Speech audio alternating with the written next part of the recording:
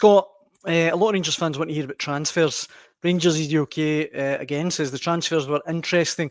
Obviously, they can't give an answer to the question of the budget, but then saying we need to invest in the team to see improvements suggests there is a few quid there. Did they drop any hints at all about any incomings this summer? I don't know about dropping hints, but I mean, do people expect them just to say, here's exactly what we're going to spend on the transfer budget? No, I mean, that's just... Make your life a lot easier, Scott.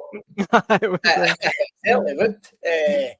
But as Parag Marathi said, no, they need to think about themselves in the transfer window in terms of wheeling and dealing. If they come out and say we're going to spend this and we're going to do that, that can then impact on negotiations with clubs and stuff like that, and just lets people know you would never do that in the market. So I don't blame them for that. I just don't think there's any doubt they're going to spend money. Whether it'll be the 20 million, no, exactly, probably not. A lot of that will depend, obviously, on who comes in, what money comes in for players as well. But they will undoubtedly spend. I'm sure Andy will agree. I'd be amazed if there's no at least 2 signings coming in this week. For instance, Russell Martin's already said he'd expect, I think his words were, a few to be added before the Panathinaikos game, which again you would expect, and that should happen.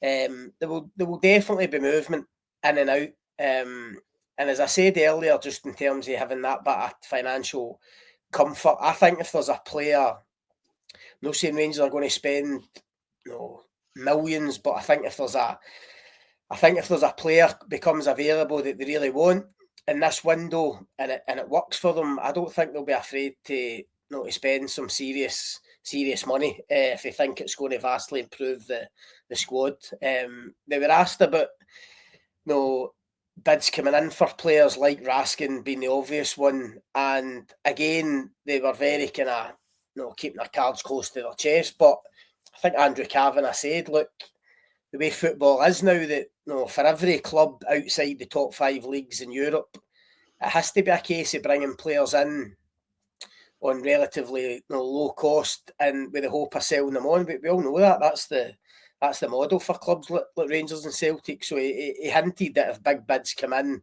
of course they'll consider them, but only if it's right both for the player and the club. And I think the key thing will be if, for instance, a big bid came in for Raskin and Rangers decided to take it, they now have the kind of financial wherewithal to go and replace him properly and go and bring real quality in. So, I think they'll spend money. The exact amount, I'm not sure, but there'll certainly be a few players in before the Champions League qualifier. I do think some of that £20 million that is obviously going to be injected, some of it, a small chunk, I think, will be set aside for the stadium. They've been talking about wanting to upgrade. Obviously spoken about wanting to enlarge Ibrox, but I don't think that's something that's going to be in the short term. I think they've obviously made the priority as fixing things in the pitch before they do the rest of the stadium. But I think they've already spoken about wanting to upgrade some of the hospitality lounges, maybe the concourses and other facilities around Ibrox. But eventually that will be something they get round to. But that is a huge undertaking. You're talking about, as we saw with the very small project in the Floating Road this summer, the disruption that caused.